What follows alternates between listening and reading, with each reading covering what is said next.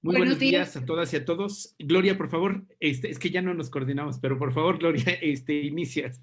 Bueno, buenos días a todos y todas. El día de hoy este webinar que es parte del ciclo Niñez Primero ante la pandemia del COVID-19 estará enfocado en el tema de sistema de responsabilidad penal adolescente con el título Cómo enfrentar la situación de los adolescentes en conflicto con la ley en el marco de la pandemia. El evento es organizado por la Alianza por la Niñez Colombiana y Tejiendo Redes Infancia en América Latina y el Caribe. Antes de iniciar, queremos aclarar que este webinar no contará con certificación de asistencia. Les pedimos, por otro lado, que no compartan datos personales en el chat. Y en cuanto al uso del hashtag, les invitamos a utilizar numeral Niñez Primero. Con el webinar de hoy queremos brindar un acercamiento al enfoque legislativo del sistema de responsabilidad penal adolescente desde marcos internacionales y regionales a los retos igualmente los retos que plantea la situación de adolescentes en conflicto con la ley en la contingencia de la pandemia, tomando como una referencia especial el caso colombiano. Para ello contamos con la participación de expertos en el tema, representantes de México, Chile y Colombia. Tendremos la oportunidad de conocer perspectivas surgidas tanto desde la experiencia académica como de los distintos roles asumidos en trabajos con entidades estatales, con organizaciones prestadoras de servicios para adolescentes en conflicto con la ley y de la propia experiencia vivida como adolescente en conflicto con la ley. Cada uno de nuestros invitados hará énfasis en temas y puntos específicos propios de su experiencia. Por lo tanto, damos la bienvenida especial a Juan Martín Pérez, coordinador de la iniciativa Tejiendo Redes Infancia en América Latina y el Caribe, a Miguel Sillero, director del Centro Iberoamericano de Derechos del Niño con sede en Chile, a Manuel López, asesor de la Fundación Hogares Claret en Colombia, a Ángela Milena Flores, especialista en educación de la Corporación Infancia y Desarrollo también de Colombia, a Marisol Palacio, directora de la Fundación Iberoamericana de Estudios e Investigación Social y Jurídica y de Ama la Vida Ligüen, a Carlos Mario Rincón, de la Casa de Egreso de la Fundación Hogares Claret en Medellín, que es representante además entonces en esta ocasión de los jóvenes que han vivido esta experiencia en Colombia. En esta ocasión, entonces, tras la intervención de Juan Martín Pérez como coordinador de Tejiendo Redes Infancia, él nos presentará una perspectiva internacional, una introducción general al tema. Y luego estaremos abordando la perspectiva tanto latinoamericana como el caso específico de Colombia con los demás panelistas, asumiendo una a una cada las preguntas. A medida que se desarrolla el evento, los asistentes pueden ir planteando sus preguntas a través del chat de preguntas y respuestas, ojalá dirigidas al panelista correspondiente. Estas serán respondidas en la medida de lo posible por ellos. Sin embargo, al final de la sesión tendremos un espacio de tiempo en el cual abriremos el micrófono para algunos de los participantes. Para comenzar, invitamos a Juan Martín, coordinador de Tejiendo Redes Infancia en América y en Latina y el Caribe, quien nos hará entonces una introducción de contextualización general global frente al tema. Adelante, Juan Martín. Muchísimas gracias, querida Gloria, y bueno, de verdad, gracias a todas y a todos ustedes por estar aquí en este panel y quienes nos acompañan en las plataformas de Zoom y de Facebook. Yo les animaría a que podamos tener presente que cuando un niño, una niña o un adolescente se ven, como decimos nosotros, en conflicto con la ley, tienen como antecedente en casi la totalidad de los casos violaciones a los derechos humanos en la posibilidad de construir un proyecto de futuro. Hay, por supuesto, muchos elementos contextuales en su familia, en su comunidad. Lamentablemente, pese a que hemos avanzado a nivel internacional en normativas mucho más progresistas, no todos nuestros países en América Latina han logrado incorporar sistemas especializados, pero particularmente sólidos, que se traducen esencialmente en instalaciones apropiadas, funcionarias y funcionarios con un enfoque de derechos humanos. Estamos todavía muy lejos de poder atender con precisión y con más cuidado el enfoque de género, me refiero a las niñas y mujeres adolescentes fundamentalmente, y claramente vemos con mucha preocupación cómo, pese a los avances que hemos tenido, aún la criminalización y la persecución contra personas adolescentes y jóvenes es una constante en nuestros países. Las historias se cuentan todos los días, los hechos son bastante dolorosos, y cuesta todavía pensar que el gran público, es decir, las personas que no están cercanas propiamente a las instituciones, al servicio educativo, entre otros, siguen todavía pensando y buscando que los niños, las niñas, los adolescentes que han tenido algún conflicto con la ley sean tratados como adultos. Y creo que esto es algo que sigue siendo el gran desafío para que podamos entender que, a diferencia de las personas adultas, los niños, las niñas y los adolescentes requieren un acompañamiento profesional que les permita restituir derechos y, sobre todo, lograr que su vida, su proyecto de futuro, no se vea afectado por digamos, la experiencia previa. Quisiera también destacar que en América Latina y el Caribe hay un gran actor que cada vez toma más predominio, más control territorial, y me refiero a la delincuencia organizada o al crimen organizado, que está encontrando precisamente en la desprotección de las personas adolescentes, pues elementos digamos, personas que pueden utilizar claramente, como se ha señalado en la experiencia colombiana por mucho tiempo, aunque es muy dura la expresión y la palabra, literalmente como desechables. Y creo que eso es algo que tenemos que ubicar, porque tristemente, en tanto no resolvamos el fortalecimiento del Estado para la garantía de derechos y darle una atención especial a estos niños y niñas que se encuentran en desprotección o mayor riesgo, quienes sí lo están capitalizando y beneficiándose con ello son estos grupos criminales, que también hay que colocarlo, es un tema transnacional y que pues, se puede expresar en muchos elementos, desde reclutamiento, explotación sexual y, por supuesto, vincularlos a delitos del orden común. Por último, solamente recordar que de manera reciente el Comité de Derechos del Niño de Naciones Unidas realizó la actualización a la observación general relativa a este tema, insistiendo en la necesidad de subir la edad de responsabilidad penal. Es decir, en nuestros países todavía sigue siendo irregular, y en algunos, digamos, el rango de inimputabilidad es más todavía pequeño, y la idea es de que pueda subirse la edad como una medida o como un sentido claro de que tenemos que protegerles. Estamos en un momento, además, ahora con la pandemia, muy particular, donde muchos de estos problemas que ya teníamos en la región se están viendo agudizados, particularmente en aquellos países donde los estados no están teniendo la prioridad política, financiera, y claramente donde el personal no necesariamente tiene la calificación apropiada. Termino con una situación, digamos, un caso paradigmático que estamos acompañando en el caso mexicano. Adolescentes que están en un centro especial digamos, que han estado en conflicto con la ley, en el estado de Puebla, en la zona centro del país. Cuando se da esta pandemia, son sacados de su instalación sin ningún tipo de medida judicial ni de protección y llevados a una cárcel de adultos, al anexo de una cárcel de adultos, bajo el argumento que la instalación de ellos, donde estaban en el acompañamiento, era o se iba a convertir en un hospital COVID. Les pongo la ilustración porque nos muestra cómo muchos gobiernos siguen teniendo, digamos, como se expresa, no solamente la falta de prioridad y desconocimiento, sino literalmente no los ven, y lo que vieron es una instalación que podía convertirse en un hospital COVID, y violentando todo el sentido del derecho y los tratados internacionales, los envían a una cárcel de adultos.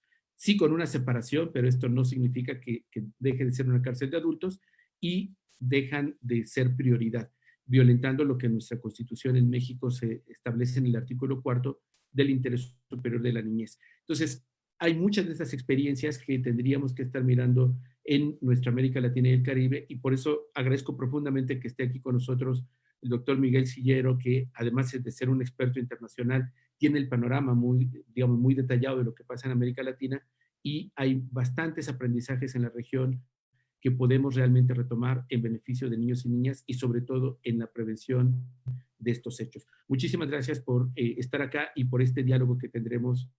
Confío sea muy rico y con muchos elementos para aportar en la región. Muchísimas gracias. Muchísimas gracias, Juan Martín. Ahora entremos en el tema, entremos en materia. Solicito entonces a nuestros panelistas concretar sus respuestas a no más de 2 minutos. Y dado que el tema no es necesariamente claro para todos los asistentes, quiero iniciar con la siguiente pregunta y pedirle al doctor Silleros que sea él quien inicie el tema. ¿Cuál es en esencia el enfoque legislativo del sistema de responsabilidad penal adolescente? Adelante, Miguel. Bueno, muy buenos días a todos y todas. Muchas gracias a Alianza por la Niñez y Tejiendo Redes por la Infancia, a Juan Martín y a Gloria por la invitación y comentar que respecto a esa primera pregunta, el elemento central que podemos decir hoy día que es esencial en el enfoque de la cuestión de los adolescentes en conflicto con la ley penal en América Latina y en el mundo globalmente, es que este ha pasado a ser un asunto de derechos humanos.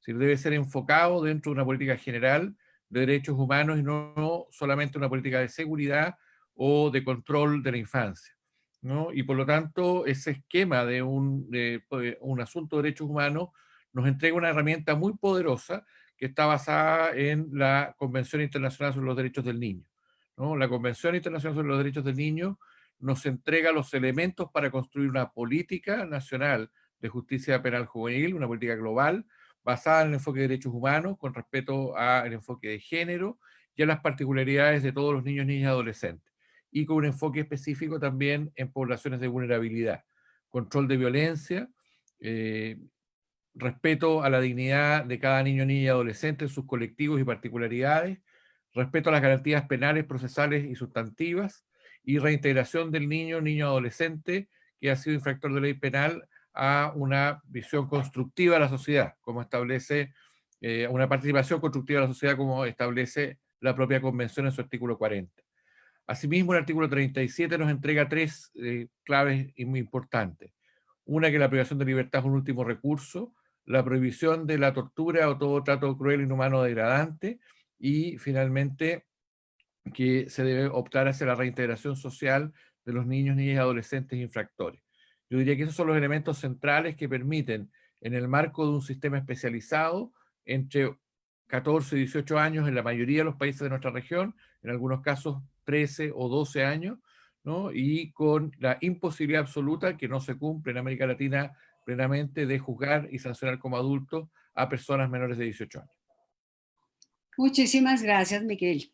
Manuel, tu perspectiva frente a este punto. Bueno, pues después de esta presentación que hace Miguel, pues queda ratificar que nuestros sistemas de justicia juvenil están basados en una perspectiva de derechos. No hay otra posible. No es un sistema punitivo, es un sistema garante de derechos, considerando que hay precisamente una gran deuda con aquellos muchachos que tempranamente se ven involucrados en la delincuencia. Esa perspectiva de derechos está materializada en la Convención Internacional de los Derechos del Niño y nos propone desde la Convención un sistema un sistema protector, un sistema incluyente socialmente, y la mayoría de nuestras legislaciones en los últimos años han adoptado también un sistema en perspectiva de enfoque restaurativo. Entendiendo por enfoque restaurativo no solo frente a la víctima, sino también partiendo de la restauración o restablecimiento de derechos del sujeto que transgrede la norma. Sin embargo, eso que está puesto en la ley nos lleva a que en la práctica muchos de nuestros sistemas se debaten entre un sistema retributivo y punitivo y un sistema de garantía de derechos. Eso no lo hemos podido aclarar del todo, y contrario a la euforia que se vivió en la década de los 90, a finales de la primera década del 2000 y lo que hemos vivido, se trata de ver procesos regresionistas en algunos estados, donde incluso se cuestionan las primeras leyes de justicia juvenil que se dieron en nuestro estado. Quiere dar un tinte retributivo, un tinte punitivo. Y concluyo diciendo que en Colombia, aunque tengamos esa perspectiva de derechos, en la práctica hay una remisión que hace la ley 1098 al Código de Procedimiento Penal, que nos enreda bastante, y por allí se nos meten instituciones del derecho penal, y también hemos tenido dificultades con el cambio de los imaginarios de los funcionarios que siguen pensando que están castigando antes que educando y protegiendo. Muchísimas gracias, Manuel. Bueno, doy la palabra a Marisol para conocer un poco más su perspectiva frente a este tema del enfoque legislativo del sistema de responsabilidad penal adolescente. Adelante, Marisol.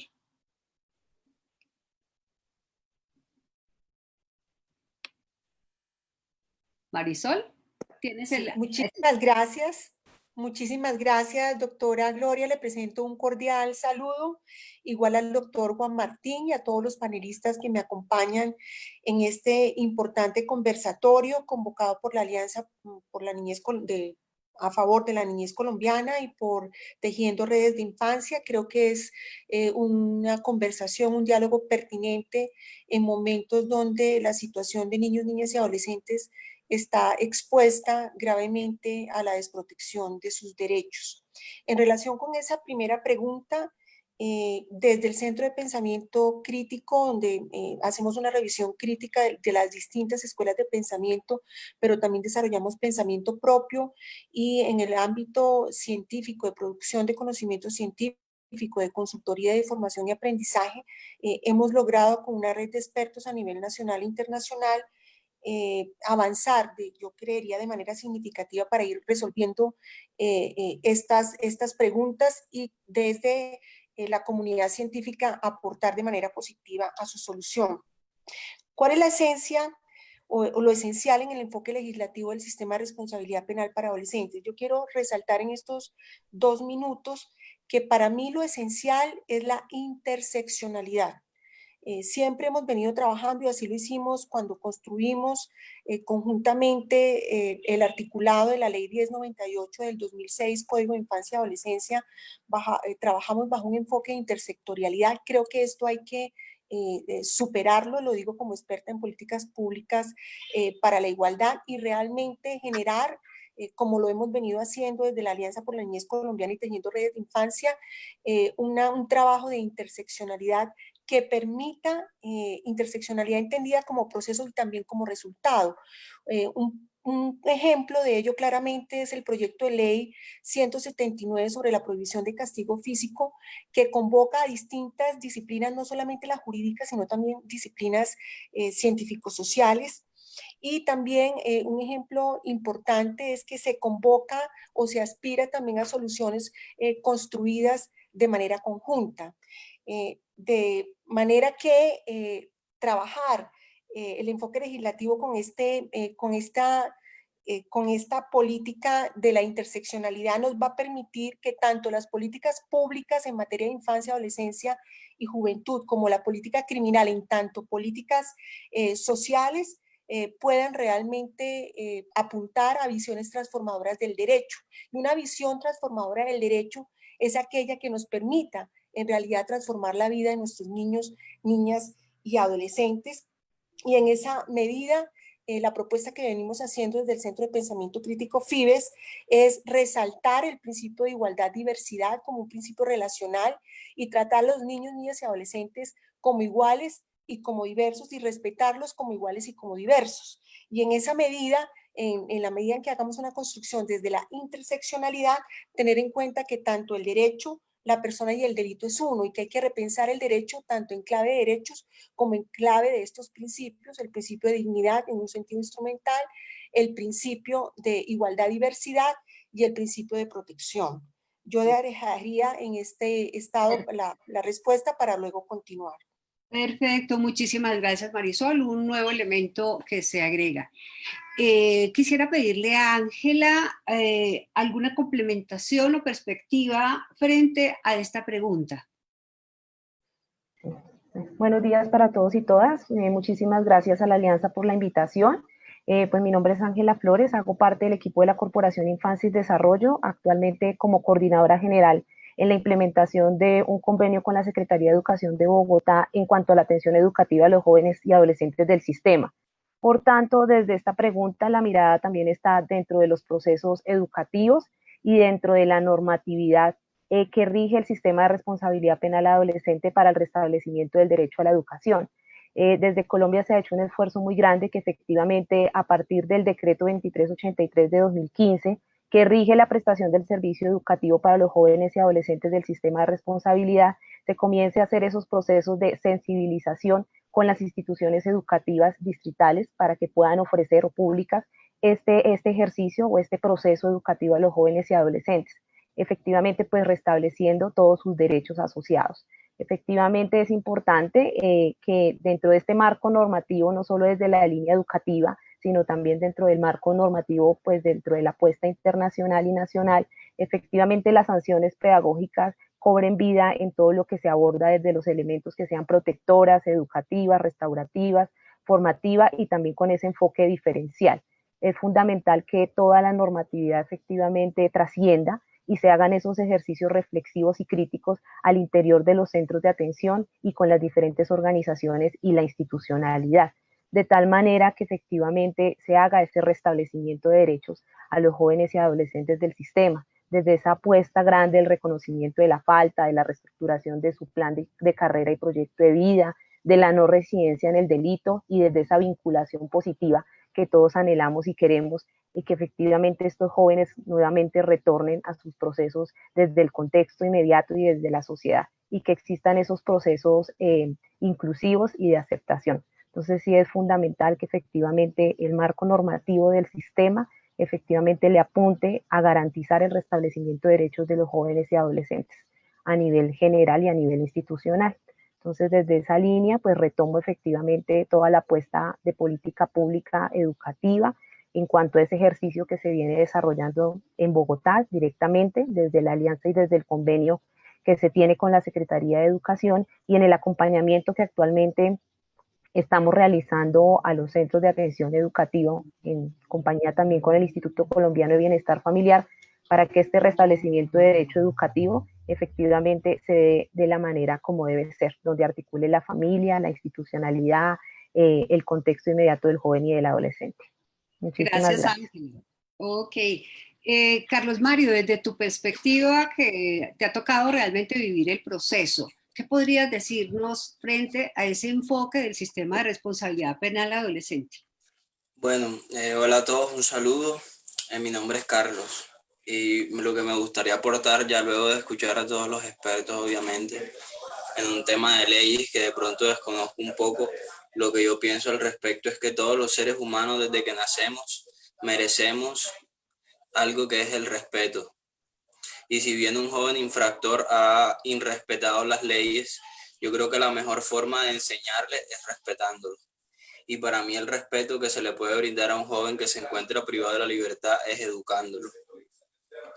Entonces creo que retomando lo que estaban diciendo los expertos, creo que la educación, y hablo de la educación, cuando hablo de la educación me refiero obviamente a los estudios académicos, que pues es algo a lo que no tenemos acceso libremente cuando estamos en procesos pues de reclusión, cuando estamos privados de la libertad. Entonces creo que las leyes deberían prácticamente que someter a las instituciones a que la educación que se le brinde a los jóvenes sea de calidad y también que puedan acceder fácilmente a una educación superior, que es algo que todos merecemos. Educación superior, técnicos, tecnólogos y profesionales en las cárceles de menores de Colombia, Latinoamérica y de todo el mundo. Muchísimas gracias, Carlos. Bueno, creo que esta primera pregunta nos ha dejado toda una serie de elementos frente al tema de asunto de derechos, del enfoque en la población de vulnerabilidad, con mayores vulnerabilidades, el factor de protección e inclusión, la parte restaurativa, el carácter no punitivo, la intersectorialidad y la aplicación desde todos estos elementos desde la parte ya netamente educativa. Pasemos entonces ahora a revisar cuál es la situación que están viviendo los adolescentes en conflicto con la ley. Quisiéramos empezar por la visión latinoamericana. Entonces, Miguel, ¿qué nos puedes decir al respecto? Bueno, globalmente, cuando uno quiere analizar la situación de un colectivo como los niños, niñas y adolescentes frente al sistema penal, debe establecer un parámetro, ¿no? Y el parámetro se ponía muy bien recién, ¿no? Sobre el tema del respeto a la dignidad. Yo decía, la Convención en su artículo 40 establece como un deber del Estado el fomento del sentido de la dignidad y el valor personal, ¿no? De cada adolescente que se encuentra en el sistema de justicia penal adolescente. Y por lo tanto, sobre esa base, podemos decir que ese respeto por la dignidad humana del adolescente se ve amenazado en América Latina por distintas cuestiones. En primer lugar, una cierta regresión autoritaria, a la cual Manuel López hizo referencia, ¿no? Y algunos otros de los panelistas, muy fuertemente, ¿no? Hay una regresión autoritaria muy basada en el combate, lo que Juan Martín también había planteado, lo que se llama el combate contra el crimen organizado, ¿no? Nosotros tenemos presencia en Centroamérica, en Honduras, Salvador, hemos estado trabajando con Perú, con el mismo Chile, en distintos países, y nos damos cuenta que este problema de cómo lidiar con el crimen organizado está recayendo muy duramente sobre la libertad y la dignidad de los propios adolescentes infractores, ¿no? En segundo lugar, quería señalar que la especialización de la justicia es todavía muy precaria, ¿no? Nuestros sistemas, desde el punto de vista normativo, han ido progresando, pero todavía hay una enorme brecha desde el punto de vista de la justicia especializada, tanto por la parte judicial propiamente tal, fundamentalmente de razonamiento judicial, de determinación de sentencias, del uso de la privación de libertad como último recurso, de respeto al principio de proporcionalidad de las penas en relación a los fines que las penas de adolescentes deben tener, pero también en ámbitos de especialización del Ministerio Público y de la Defensoría Penal, ¿no? La ausencia de una defensa jurídica, de un sistema de defensa jurídica y de representación, es una realidad en América Latina que debe ser superada. Habiendo muy buenas experiencias en algunos países, había también tanto experiencias bastante extendidas o experiencias más localizadas, ¿no? O más pequeñas que pueden ser buenas prácticas que pueden servir de base para otro trabajo y cooperación. Es muy importante desarrollar bien la defensa jurídica. Y finalmente, la idea de la ejecución, ¿no? Que tiene que partir del eje que el Estado tiene una posición de garante respecto a la vida, los derechos y el desarrollo de los niños, niñas y adolescentes. Educación, salud, reincidencia, ¿no? Respuesta frente a la emergencia, vamos a conversar de eso en la cuarta pregunta, ¿no? En el caso de la pandemia. Son deberes del Estado. Entonces es absolutamente ilegítimo que el Estado renuncie a esos deberes, ¿no? Así ha sido establecido por la Corte Interamericana de Derechos Humanos, en el caso conocido como Panchito López, ¿no? Y también que tome medidas como las que nos refería Juan Martín, en el caso de Puebla, ¿no es cierto?, del traslado. Nosotros estuvimos examinando ese elemento en un webinar hace unas semanas con un grupo del cual me referiré más adelante, les contaré un poco nuestra experiencia, sobre situaciones particulares en las cuales los intereses de los niños son absolutamente dejados de lado frente a otras necesidades sociales. Entonces, las investigaciones indican que el sistema educativo, dentro del sistema penitenciario juvenil, es muy precario, que las ofertas de educación son muy inadecuadas o inexistentes, que tenemos problemas de salud, que tenemos déficits fuertes en la reinserción y también en el enfrentamiento de condiciones de emergencia social o de emergencias de cualquier tipo como las que pueden haber ocurrido en este momento. Muchísimas gracias, Miguel. Bueno, creo que tenemos un panorama interesante frente a la perspectiva latinoamericana. Miremos ahora en el caso colombiano. Manuel, ¿qué nos puedes decir desde tu perspectiva? ¿Cuál es esa situación que están viviendo los niños y adolescentes en conflicto con la ley? Bueno, el sistema de justicia juvenil en Colombia siempre ha pasado por lo que podemos llamar una falta de coherencia entre lo que se propone y entre lo que se aplica. Hay unos postulados muy claros que nos hablan de un sistema pedagógico, resocializador, basado en derechos humanos con enfoque restaurativo, pero en la práctica los procesos no alcanzan a llegar allá. Primero porque no hay una actuación como sistema, muchas instituciones no tienen claro cuál es su responsabilidad, o si lo tienen claro, no confluyen a cumplir con la garantía de derechos, y me refiero fundamentalmente a los muchachos privados de la libertad. Lo que Miguel planteó acerca del proceso judicial es común a todos los países de América Latina. La mayoría de los funcionarios siguen teniendo una mentalidad punitiva, pero en el sistema colombiano se logran algunas cosas por un mecanismo que se tiene de contratación con organizaciones no gubernamentales, la administración de los centros, lo que lleva a lograr garantizar unos mínimos que en ocasiones no alcanzan a ser suficientes para lograr el cubrimiento de estos derechos. Algunos de los centros siguen teniendo condiciones de hacinamiento, siguen teniendo condiciones de en la infraestructura y condiciones de encierro. Eso habría que mirarlo. Por otro lado, el cubrimiento de los servicios que garantizan los derechos de salud, educación, recreación y deporte no logra ser suficiente.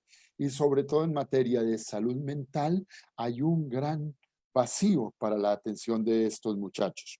Otro aspecto grave en la situación colombiana es que por una defecio de ley, me perdonan que lo llame allí, la 1453, que prohíbe el cambio de medidas para ciertos delitos y prohíbe cualquier subrogado, los jóvenes se quedan mucho tiempo. Entonces tenemos que la mayoría de los centros van dando un cambio de edad. Y tenemos centros donde el personal mayor de 18 años llega a ser el 75, el 80%, y tenemos personas hasta de 23, 24 años en los centros de privación para la libertad de adolescentes, lo que genera un problema. Y me voy a demorar más diciendo en el escenario de la pandemia. En el escenario de la pandemia hay unas situaciones graves que ocurren en los centros de privación de la libertad. No hemos tenido unas disposiciones claras que regulen el manejo de los adolescentes privados de la libertad. Si ustedes ven en Colombia para los adultos, se sacó un decreto 546 del 2020 que permitía incluso una figura de la libertad anticipada por muchas causales. En adolescentes no lo tuvimos. Entonces hemos tenido que recurrir por homologación, por interés superior, a pedir que, por ejemplo, los muchachos con comorbilidades, conocí el caso de uno que por una guerra entre pandillas había perdido un riñón, había perdido un pulmón y se negaban a sacarlo del centro en la situación de comorbilidad. Y por otro lado, la expectativa de los muchachos por suspenderle las visitas presenciales de la familia, por suspenderse en muchos casos las audiencias, por incluso llegar a tener que permanecer en el centro más tiempo, así le hayan dado la libertad, porque la cuarentena por COVID no le permitía salir del centro hasta pasado algún tiempo. Todas esas cosas nos llevan a que no se han tomado unas medidas claras de protección y de garantía de derechos en el marco del COVID, a pesar de unos lineamientos y unos esfuerzos muy grandes por parte del ICBF y por otras instituciones. Muy bien, Manuel, muy importantes estas observaciones. Quisiera entonces, Marisol, después de todas estas, los enunciados de todas estas circunstancias en el caso colombiano, ¿qué más nos podrías tú complementar sobre la situación que viven los adolescentes? Muchísimas gracias. Yo quisiera, frente a esta pregunta, hacer una reflexión, y es que realmente los niños, niñas y adolescentes no entran en conflicto con la ley penal.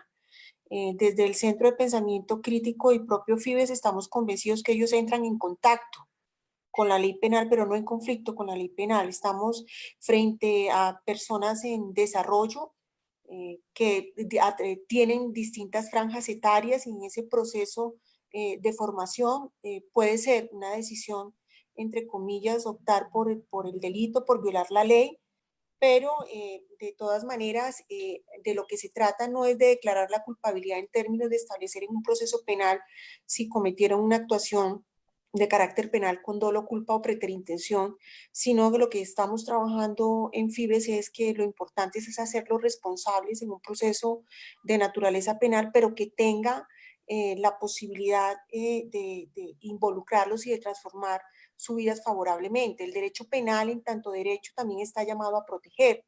Y hemos visto unas dificultades de orden epistémico y dogmáticos muy profundas que estamos trabajando con rigor científico, en cuanto que definitivamente no hay una propuesta seria que permita ir un poco más allá de lo que se ha planteado en términos de lo que está planteado en nuestro propio Código de Infancia y Adolescencia, en el sentido de hacerlos responsables, pero sin necesidad incluso de establecer una distinción entre imputables o no imputables, porque es una distinción meramente legal, sino que el delito realmente se constituya como un episodio más en sus vidas, pero que ellos puedan continuar con su proceso de desarrollo integral y que se les haga responsables, pero dentro de una dinámica y dentro de un enfoque del derecho penal que abandone completamente el enfoque adultocéntrico. Sé que es un poco difícil, complejo, lo estamos trabajando desde el punto de vista epistémico y dogmático, y también con un sentido práctico en el sentido de materializar los principios de dignidad, repito, igualdad, diversidad y el sentido de protección. Creemos que no se ha alcanzado realmente, no se ha dado el salto cualitativo a pesar del gran esfuerzo que se hizo con un grupo de expertos con la ley del Código de Infancia y Adolescencia en Colombia. No se ha dado el salto cualitativo del paradigma de la protección especial a la protección integral, y que incluso desde el Centro de Pensamiento Crítico pensamos que podríamos y deberíamos ir un poco más allá. Entonces los niños, niñas y adolescentes no entran en conflicto con la ley penal, sino que entran en contacto con la ley penal, y la ley es simplemente un instrumento para protegerlos. La ley no es el derecho, y el derecho penal es derecho, y el derecho penal debe tener no como una finalidad restaurativa como consecuencia de un proceso penal o de una sanción, sino que debe ser transversal a todo el proceso penal, antes, durante y después, donde que involucre a un niño, niña o adolescente, debe ser transversales esos enfoques restaurativos en el marco de lo que yo diría el principio y el fin del derecho en general, incluyendo al derecho penal, que es la protección de los derechos, y en este caso la protección de los derechos de los niños, niñas y adolescentes, incluso de aquellos que incurren en comportamientos delictivos.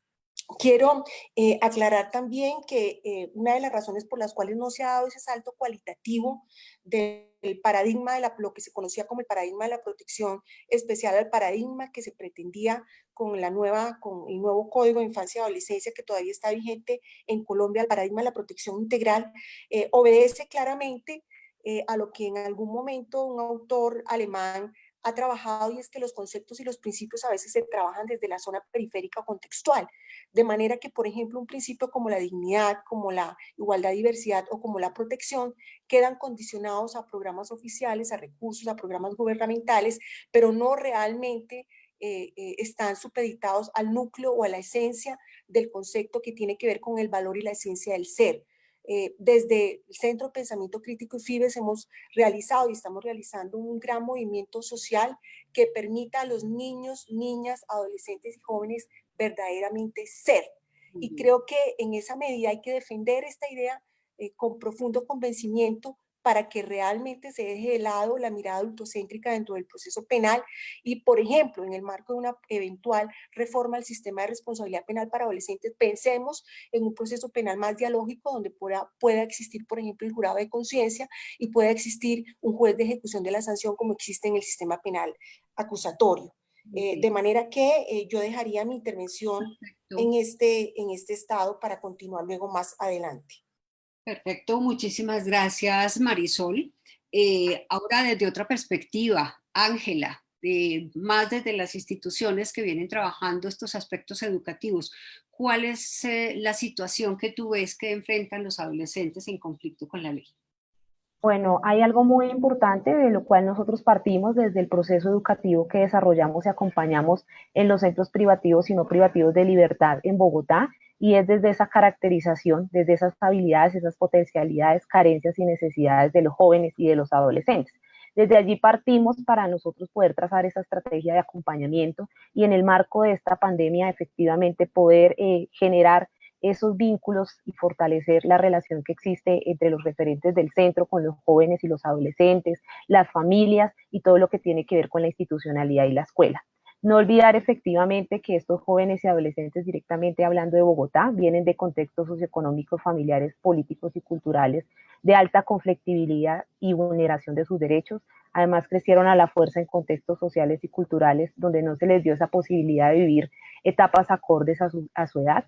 Tienen grandes potencialidades, habilidades artísticas, académicas, sociales, que le permiten a uno desde el ejercicio pedagógico y a todo el equipo que estamos acompañando partir desde allí, desde esas potencialidades, para seguir fortaleciendo y aportando a la reconstrucción de su plan de carrera y de su proyecto de vida, a ese fortalecimiento de las habilidades para la vida. También efectivamente hemos identificado que son jóvenes que tienen cargas simbólicas y condiciones materiales que efectivamente vienen históricamente de lo que heredan de sus familias, y desde allí se ha hecho un ejercicio muy interesante de poder reconstruir nuevamente ese tejido social, y efectivamente que las familias hagan un reconocimiento positivo de su ejercicio también desde la corresponsabilidad que implica el acompañar a sus hijos, hijas o familiares cercanos en todo este proceso de restablecimiento del derecho a la educación. Identificamos efectivamente entre el año 2019 y 2020, ya en el marco de la pandemia, que la reincidencia o el ingreso de los jóvenes y adolescentes en el marco del COVID-19 ha bajado un poco en Bogotá. Sin embargo, pues efectivamente se está haciendo todo el acompañamiento desde las medidas no privativas de libertad, el acompañamiento a las familias, a los jóvenes, para que a pesar de las situaciones en las que están pasando, la carencia de pronto de algunos elementos necesarios para subsistir, pues efectivamente puedan sentirse acompañados desde toda la institucionalidad que direcciona este proceso pues educativo y social. Entonces, efectivamente, desde los mismos centros de atención se trata de brindarles estas herramientas, estos recursos, poder activar las rutas de atención que existen también desde la parte de convivencia escolar, las situaciones que se presentan de pronto con sus familias, poder direccionarlo y poderlos acompañar en el marco de la contingencia. Perfecto, muchísimas gracias, Ángela, por tu perspectiva desde las organizaciones que vienen trabajando directamente con los jóvenes. Ahora quisiera que Carlos nos contara también desde su vivencia cuál es la situación que él ve que viven los jóvenes en conflicto con la ley. Adelante, Bueno, Carlos. los jóvenes en conflicto con la ley, una de las cosas que de hecho las pude vivir en carne propia, son sucesos en los que uno como recluido, como preso, queda como atado de manos, prácticamente, literal. No puedes hacer nada, no tienes conocimiento de la ley, no tienes un abogado que te defienda, no tienes recursos y aparte tienes un juez que te juzga de acuerdo a sus criterios y a veces ni siquiera bajo los criterios de la ley. Algo que decía ahorita Manuel López que me trajo muchos recuerdos fue que, por ejemplo, cuando un joven está en proceso y este joven hace muchos méritos, se porta bien, no tiene ningún tipo de agresión, no tiene fugas, o sea, es una persona, digámoslo, ejemplar dentro de la institución. Muchas veces los jueces esto no lo tienen en cuenta para nada y entonces es como que un joven que hace todo bien y al final dice, bueno, pero estoy haciendo todo bien y ¿qué pasa con mi juez? No existe, no está viendo mi proceso. Y otro joven que quizás no está teniendo el mejor proceso, tiene otro juez con otros criterios y este juez sí decirle, hacerle un rebajo de pena. Entonces, a veces siento que la ley no es justa en estos aspectos, ¿no? En que cada juez tiene criterios distintos y entonces si un joven X y un joven Y tienen comportamientos, uno bueno y uno malo, puede que el que tenga los comportamientos malos salga más beneficiado que el que tiene los comportamientos buenos simplemente porque no hay una ley estandarizada, sino que solamente son criterios de una persona. Entonces creo que eso debería, pues como lo decía Manuel, en el caso de los mayores, tienen unos tipos de beneficios. Bueno, si bien la ley con los menores es mucho más condescendiente y tienen penas mucho más cortas, siento que también deberían tener este tipo de beneficios como los mayores de edad, que si tienes un buen comportamiento puedes tener una rebaja de pena, puedes tener un cambio de medida y este tipo de cosas, pero en el caso de los menores es algo muy complejo, es solamente el juez y a veces, pues los jueces tienen criterios diferentes. Creo que también en cuanto a la ley debería tener algunos programas que beneficiaran a jóvenes que hacen bien sus procesos, vuelvo y lo repito, como con una premiación, no sé, de estudio. Si hoy yo estoy aquí y si yo accedí a mi educación superior, no fue gracias ni al Estado, ni gracias a las leyes, ni gracias a nada de eso. Si hoy yo estoy aquí es gracias a la Fundación Hogares Claré, que fueron los administradores pues, de la cárcel de menores de la ciudad de Barranquilla, que ellos sí vieron los méritos que yo hice en mi proceso y que ellos sí decidieron darme la oportunidad de estudiar. Porque si fuera por la ley y por el Estado, yo estuviera todavía en mi barrio quizás consumiendo quién sabe qué tipo de sustancias o quién sabe si estuviera no consumiendo nada, pero estancado, sin estudiar y sin nada, porque eso es lo que hay para los jóvenes de este país, que nacemos en barrios pobres, nada. Entonces, gracias a las instituciones como la Fundación Hogares Claré que administran estos programas, hoy yo estoy aquí y estoy hablando con ustedes. Muchísimas gracias, Carlos. Muy importante tu testimonio. Bueno, ya hemos visto no solamente lo de la esencia del enfoque, sino también la situación desde las distintas perspectivas, pero pasemos ahorita a ver qué acciones se están llevando a cabo. Desde la perspectiva latinoamericana, Miguel, ¿qué nos puedes decir al respecto? Bueno, yo les puedo comentar un poco lo que estamos haciendo desde el Centro Iberoamericano de Derechos del Niño, CIDENI. Esta es una organización sin fines de lucro que lleva 2 años de funcionamiento, que tiene sede en Chile, pero trabaja con investigadores de toda América Latina y también de España, ¿no? Y una de las primeras tareas que nos propusimos en el ámbito penal juvenil, trabajamos todos los ámbitos de los derechos de la infancia, fue conectar la perspectiva de los derechos humanos de la infancia y la adolescencia con la dogmática penal y con la política criminal, ¿no? Es decir, tratar de hacer un puente epistémico, como haciendo referencia a lo que decía Marisol, entre lo que son las disciplinas propiamente de derechos humanos y de protección de derechos de la infancia y protección integral, con lo que es la dogmática penal y la política criminal más dura, ¿no? Con un esfuerzo académico hemos construido una serie de estudios y de libros y publicaciones al respecto. Una de ellas, a la cual me quiero referir en particular, es la creación por un grupo de 9 expertos, que son los autores directamente, más otro conjunto de cerca de 25 personas, y a través de varios seminarios, un trabajo de 2 años, elaboramos unos estándares comunes para Iberoamérica, que es una propuesta de estándares comunes para la determinación de la sanción penal adolescente y su revisión judicial. Cuando íbamos a Carlos recién decir, claro, un juez puede resolver teniendo en consideración mi conducta, si me modifica o no la libertad, la condena y me permite cumplir la libertad, y otro juez puede no tener en cuenta eso y tomar en cuenta otros elementos y dárselo a alguien que desde el punto de vista de su opinión no lo merecía o por lo menos era una injusticia respecto de una u otra de alguna de las personas.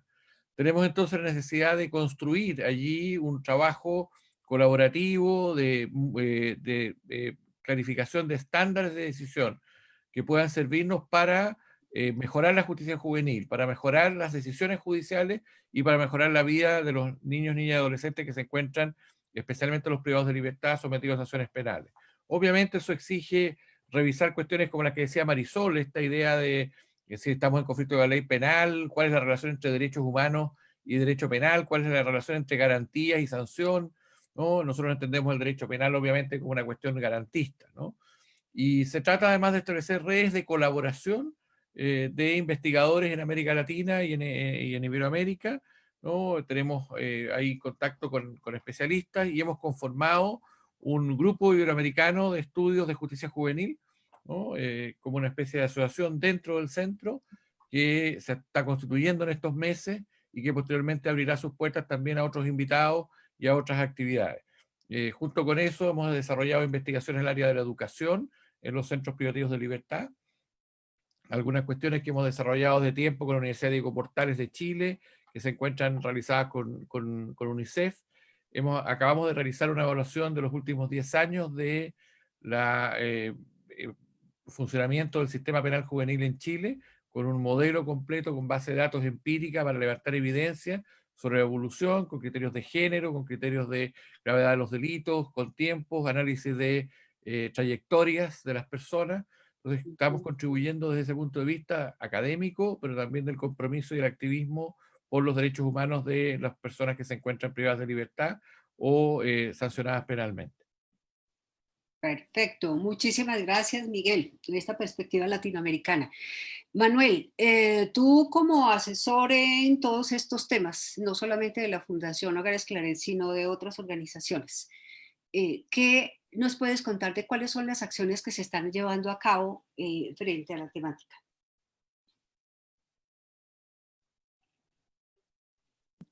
Primero, hay un trabajo que hay que fortalecer mucho más y es el principio de la corresponsabilidad en estos centros. A partir del Comité Nacional de Responsabilidad Penal, a partir de los comités departamentales, darle la importancia que merecen estos centros y confluir allí con todos los servicios que garanticen efectivamente los derechos de los adolescentes.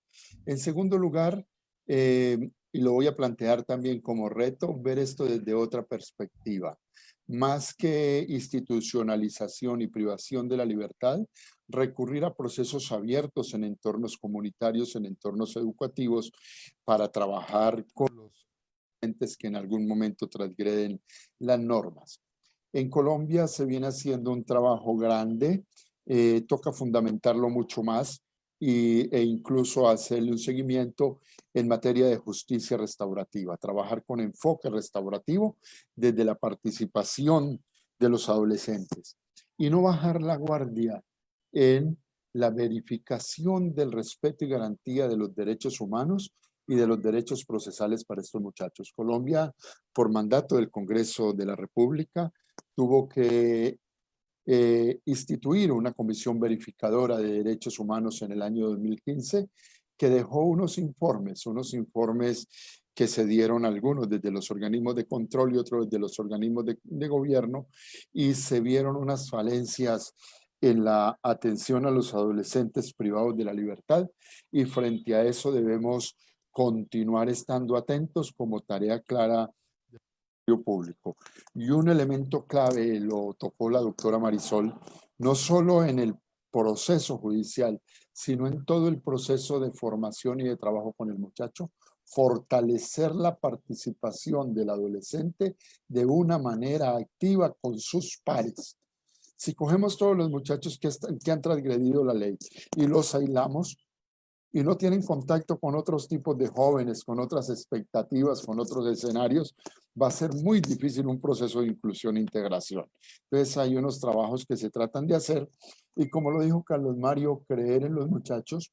Concretamente resalto en la Fundación Hogares Claret, en Medellín se tiene una casa de egreso donde hay 18 muchachos que han pasado por dificultades en el sistema, pero están acá viviendo sus carreras universitarias en una casa de amigos, como viven ellos, con un tutor, donde se están insertando a la vida, pero es un programa más fundamental por otros recursos, por otras propuestas, que por el mismo Estado.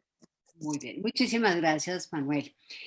Marisol, cuéntanos qué acciones se están llevando a cabo desde tu organización o de las organizaciones con las que estás trabajando. Claro, bueno, para contestar esta pregunta también voy a involucrar un poco la investigación que estoy adelantando como resultado de mi tesis doctoral en la Universidad Nacional de Mar del Plata, que trata precisamente sobre responsabilidad penal juvenil. A veces es un poco difícil separar lo uno de lo otro, pero yo sí quiero resaltar lo que señaló Carlos en cuanto que, y darle como la buena noticia desde lo que pensamos desde el centro de pensamiento y desde lo personal, ¿verdad? En el ámbito científico, y es que la ignorancia de la ley sí sirve de excusa, y más aún si estamos hablando de niños, niñas y adolescentes. Eso implica toda una revisión dogmática muy profunda desde los principios, donde entre realmente a jugar un papel importante, práctico, los principios de dignidad, repito, el principio de protección, y el principio de igualdad y diversidad. El principio de protección por excelencia en materia de derecho de infancia, teniendo en cuenta que aquí hay unos principios especiales para esta materia, es el principio del interés superior del niño, y no puede seguir siendo un saludo a la bandera. Creemos desde el Centro de Pensamiento Crítico FIBES que tiene que ser real y que se tiene que materializar. Entonces, para nosotros la ignorancia de la ley sí sirve de excusa.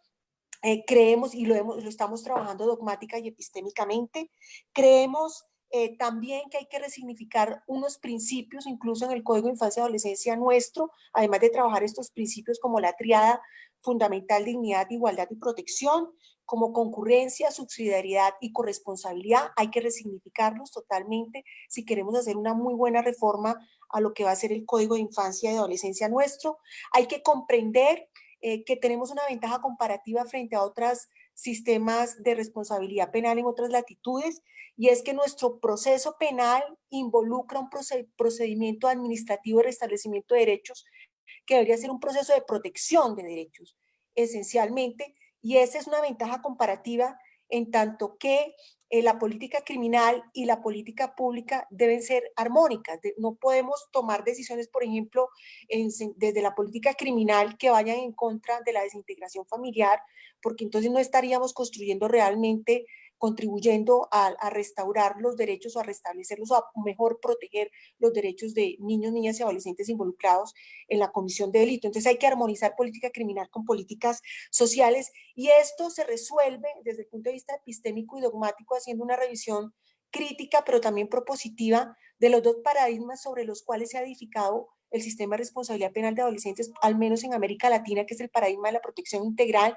y el paradigma del garantismo penal, que lamentablemente ha sido reformado. Hay que hacer una revisión práctica y también con un sentido realista, porque claramente las sociedades, como lo planteaba Luigi Ferrajoli, que es el promotor del garantismo penal, decía: las sociedades quieren la máxima protección para las sociedades, pero ¿cómo lograr eso con la menor aflicción de los derechos y la protección de los derechos, incluyendo la de los victimarios, en este caso, cuando los victimarios son personas en formación y en desarrollo. De manera que la propuesta nuestra desde el Centro de Pensamiento Crítico es realmente generar unas acciones y una propuesta desde la política criminal y desde la política social que permita realmente que los paradigmas se puedan hablar entre sí, porque como están planteados y como están formulados, realmente no se ha podido hacer, es absolutamente inviable, y también lo podemos hacer a través de lo que hemos llamado, que también podríamos llamar una pedagogía normativa en el momento en que planteemos una reforma legislativa, a través de una pedagogía normativa que hemos llamado pedagogía del valor del ser, que recupere la esencia del valor del ser y la esencia de los principios y los conceptos esenciales en materia de infancia, adolescencia y juventud. Y la importancia, por último, de construir entre todos un sistema único de protección, que no solamente convoque a las ciencias jurídicas, sino a otras disciplinas científico-sociales. Gracias. Muchísimas gracias, Marisol. Miremos ahora desde otra perspectiva, la perspectiva institucional de atención a los jóvenes en situación de conflicto con la ley. Ángela, cuéntanos cuáles son las acciones que se llevan a cabo desde tu entidad. Desde la Corporación Infancia y Desarrollo, en alianza con la Secretaría de Educación de Bogotá, estamos efectivamente brindando la atención educativa a los jóvenes y adolescentes del sistema de responsabilidad, tanto en medidas privativas como no privativas de libertad. ¿Sí? Esta apuesta educativa se le está realizando una cualificación alrededor de los intereses, particularidades y necesidades de los jóvenes. Estamos en búsqueda de la construcción efectivamente de un modelo o una estrategia pedagógica flexible que responda a las necesidades y características de los jóvenes y adolescentes del sistema. Desde ese ejercicio hemos generado unos espacios de participación donde recogemos la mirada de cómo debería ser esta apuesta educativa, la mirada desde los jóvenes y adolescentes, de los operadores del ICBF que tienen a cargo cada uno de estos centros de atención desde la Secretaría de Educación. A la par, estamos en procesos de cualificación constante al equipo de tutores, aunque vienen de procesos de implementación desde el año 2016 con diferentes organizaciones. Consideramos que el docente tiene un rol fundamental dentro de estos procesos de acompañamiento educativo a los jóvenes y adolescentes, y asimismo debe tener su línea de formación propia, desde la pedagogía social, desde la pedagogía del amor, desde todo lo que tiene que ver con esas pedagogías o nuevas pedagogías emancipatorias. También estamos en la línea de sensibilización con las instituciones educativas distritales que certifican a los jóvenes y adolescentes. Nosotros, por ser ONG, no podemos certificar cada uno de estos ciclos escolares, pero sí generamos articulación con 3 colegios de Bogotá, donde sensibilizamos a los docentes, abordamos todas unas estrategias de acompañamiento y también realizamos ese ejercicio reflexivo en términos de que la mayor parte de jóvenes que llegan al sistema de responsabilidad penal adolescente han vivido o han tenido experiencias de fracaso escolar de colegios distritales y han desertado alrededor de sus 13, 14 años en los grados escolares aproximadamente entre 6º y 8º grado. Entonces estamos haciendo todo un ejercicio de engranaje donde se sensibiliza y se cualifica a cada uno de los actores que hacen parte de esta apuesta, instituciones educativas oficiales, sistemas familiares, los referentes de los centros, todo el equipo que acompañamos la implementación y también acercar la institucionalidad. Entonces también está un componente de gestión y alianzas donde efectivamente tenemos un trabajo con la Secretaría de Seguridad, Convivencia y Justicia, con el área de atención a población vulnerable de la Secretaría de Educación, donde nos unimos y desde cada uno de los esfuerzos brindar una apuesta general y que no efectivamente los jóvenes estén recibiendo diferentes acciones, sino que estén engranadas. Entonces estamos en este proceso de cualificación. Dentro de esa apuesta pedagógica para nosotros es esencial darle un valor importante no solamente al saber, sino también al saber hacer y a todo lo que tiene que ver con el saber convivir juntos. Toda la apuesta del desarrollo de las habilidades socioemocionales para nosotros es fundamental. Desde el equipo psicosocial no hacemos intervenciones, hacemos ese acompañamiento a las familias cuando los jóvenes egresan de la sanción y también cómo les seguimos garantizando la atención educativa una vez egresan. Si se hace a través del convenio o se direcciona con Secretaría de Educación para la consecución de un cupo escolar y se le hace ese acompañamiento a esa transición para que pueda continuar su proceso educativo. Y ya cuando son bachilleres, también toda la articulación con entidades en línea directamente con el SENA, también con universidades para poderles garantizar que continúen sus estudios o se haga ese primer ejercicio de acercamiento. Entonces nuestra apuesta fundamental como Corporación Infancia y Desarrollo en el marco del convenio con la Secretaría es generar esa propuesta educativa flexible pertinente para los jóvenes, que recoja todas estas experiencias desde el año 2016, desde las diferentes implementaciones, desde que el decreto reglamentario pues dio la línea para garantizar la atención educativa de los jóvenes y adolescentes. Entonces, en ese ejercicio estamos. Y ya en el marco de la pandemia, pues nos ha tocado reinventarnos. Cómo garantizar desde la distancia el proceso educativo, a través de cineforos, conectividad, cómo los centros comenzaron a usar las herramientas tecnológicas para que los docentes comenzaran a interactuar con los estudiantes, guías integradoras y todo lo asociado a los mecanismos de participación de los jóvenes. Abordamos todo lo asociado a eventos de reconocimiento o intercambio de saberes, donde los jóvenes dan a conocer la materialización de sus saberes o sus evidencias de aprendizaje a las familias, a la institucionalidad, a otros actores que acompañan. Eso en el marco de una presencialidad, y lo hemos hecho y ha sido muy positivo porque es que efectivamente ellos tengan voz y voto de sus aprendizajes, identifiquen lo que les gusta, no les gusta, y así seguir potencializando todo su proceso educativo. Y ya en la pandemia lo llamamos intercambio de saberes de manera virtual, donde existen también conversatorios e intercambios entre los mismos centros, donde acompaña a la Secretaría de Seguridad, Convivencia y Justicia. Ese es el ejercicio que estamos haciendo desde la Corporación Infancia y Desarrollo con la Secretaría de Educación de Bogotá. Muchas gracias. Muchísimas gracias, Ángela. Bueno, ahora damos la palabra a Carlos Mario para que nos cuente cuáles son las acciones desde su vivencia como tal que se llevan a cabo desde su entidad. Carlos Mario, adelante. Bueno, desde mi vivencia y también la vivencia de mis compañeros, las acciones que se toman en la Fundación Hogares Claret prácticamente son para mí desde que ingresas a cualquier programa de la Fundación, desde todas las terapias que nos brindan, los pilares, la meditación trascendental, la equinofamilia, todo esto son acciones que ayudan al mejoramiento pues, de nuestras vidas. Y también hay otra cosa que se llama el Instituto de las Familias, y esto lo que hace la Fundación Hogares Claret es que educan a las familias de los jóvenes para que ellos aprendan pues, a tener a un joven con ciertas problemáticas en casa y cómo cambiar los hábitos en la casa. Y otra de las acciones era la que decía Manuel, que es una de las que me ha beneficiado a mí, que es el programa Casa de Egreso, donde nos encontramos aproximadamente 20 jóvenes. La mayoría se encuentran estudiando carreras profesionales, tecnólogas, y así esas son pues, las acciones que conozco y otras más, pero estas son como las que he visto directamente.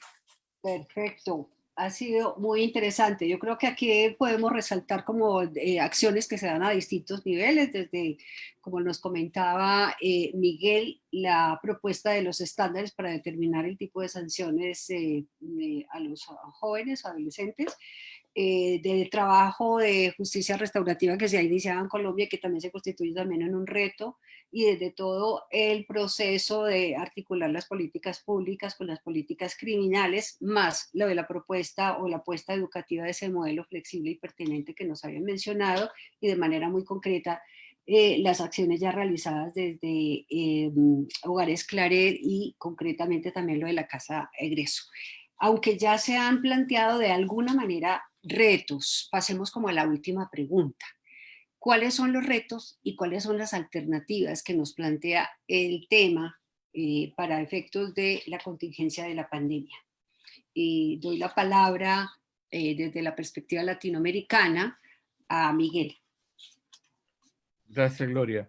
Bueno, respecto a los estándares, vi que, no sé si fueron ustedes mismos de Tejiendo Redes o alguien, pero están en el chat ya el vínculo desde el cual pueden bajarlas si a alguien le parecen importantes estar en el chat de este webinar.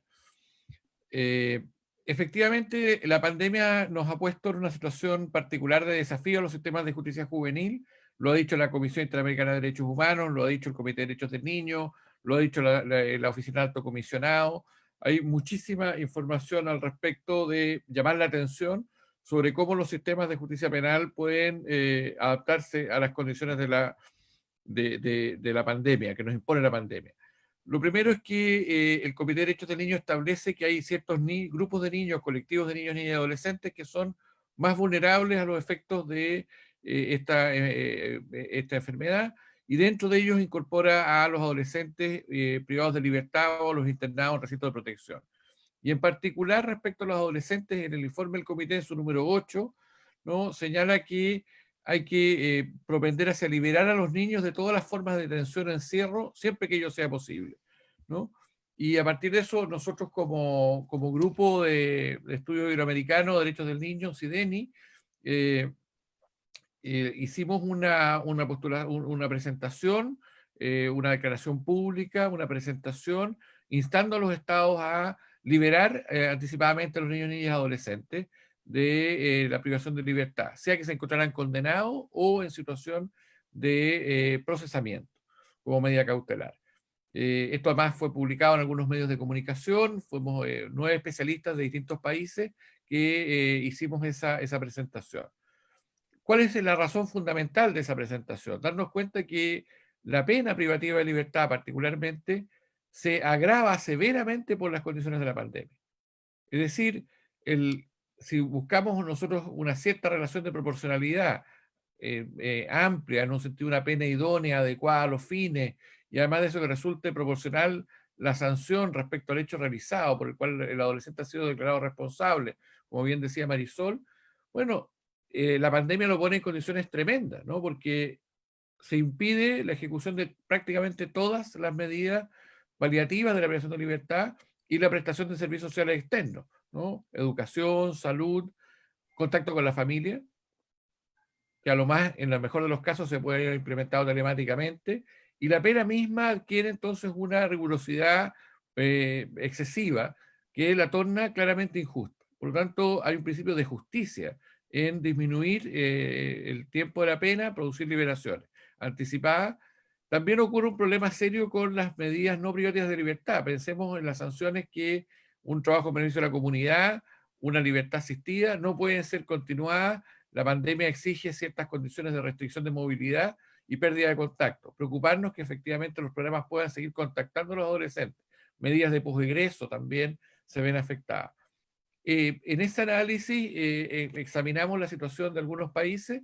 Quiero ahí señalar la situación, bueno, de México, fue planteada por una profesora de INACIPE, Sofía Cobo, a la misma que hacía referencia Juan Martín, que es una situación bastante inédita, ¿no es cierto?, de la conversión de un centro de responsabilidad penal adolescente especializado de muy buenas condiciones en un hospital COVID, ¿no? Una situación muy compleja. Analizamos también situaciones en Brasil, en Perú. En Perú hay una situación particular, el gobierno, digamos, el Parlamento hubo un decreto legal que estableció, un decreto ley que estableció la salida anticipada de adolescentes de las condenas que estaban cumpliendo y un programa a posterior que tendrá que desarrollar la PRONACEG, ¿no? Que un programa posterior de seguimiento y acompañamiento de ese egreso, ¿no? Entonces ahí hay un trabajo que realizar y UNICEF y CIDENI está colaborando con UNICEF en elaborar una estrategia de intervención y de apoyo a esos adolescentes en ese proceso de liberación. Entonces, todo el sistema de privación de libertad se ve ampliamente afectado. Y finalmente, y con esto termino, hay una serie de muy importantes esfuerzos de los distintos países, con mayor o menor éxito, en protocolos que aseguren la vida y la protección de los niños, niñas y adolescentes para que no sean infectados. Tenemos situaciones bastante graves en algunos países, pero nuestra evaluación y la del Alto Comisionado para Sudamérica es que efectivamente los centros de privación de libertad en general, salvo algunas excepciones, no han sido afectados tan gravemente, particularmente por los adolescentes, de el COVID, y no tenemos, en todo Brasil, por ejemplo, no teníamos hasta hace 3 semanas atrás, que son los datos que tengo, ninguna situación de muerte por COVID de un interno adolescente. Sí teníamos lamentablemente, de personal que trabaja en esos centros. Entonces, con eso, para terminar y cerrar, la pandemia, así como los huracanes u otras emergencias sociales, nos generan una situación que nos obliga a modificar y adecuar las sanciones penales, tanto las ambulatorias como las privativas de libertad, y proteger especialmente a los adolescentes de sus efectos contraproducentes, particularmente en su inserción a la vida social, contacto con la familia, y en el caso particular del COVID también de su salud. Muchísimas gracias, Miguel. Manuel, tú nos habías mencionado ya algunos elementos que incluso se constituían como retos. ¿Quisieras ampliar o complementar esta información? Sí, yo creo que esta situación que estamos viviendo en el mundo, como dicen algunos, nos obliga a repensarnos y actuar de otra manera. Ya Miguel lo decía, desde los programas ambulatorios se suspenden las prácticas colectivas y se va a un trabajo muy individual. que aunque resta algunas posibilidades, también incrementa en esa falencia que teníamos en los programas de una atención personalizada. Se fortalecen métodos de trabajo de visitas en casa cuando no hay forma de comunicación telefónica o vía internet. No podemos negar que muchos de nuestros muchachos que estaban en mediano privativas de la libertad no tienen acceso en sus zonas a redes de internet y a veces no tienen ni teléfono. Para eso se tocó establecer una estrategia de visita tratando de mitigar los riesgos. A los muchachos que están privados de la libertad viene un problema muy grande y es el problema del manejo de la ansiedad, porque se suspenden muchas actividades colectivas. En el caso de las comunidades terapéuticas son grupos muy reducidos con lo que es el aislamiento físico. La mera falta de contacto físico con la familia y muchas veces de contacto físico con grupos grandes genera unas situaciones de ansiedad.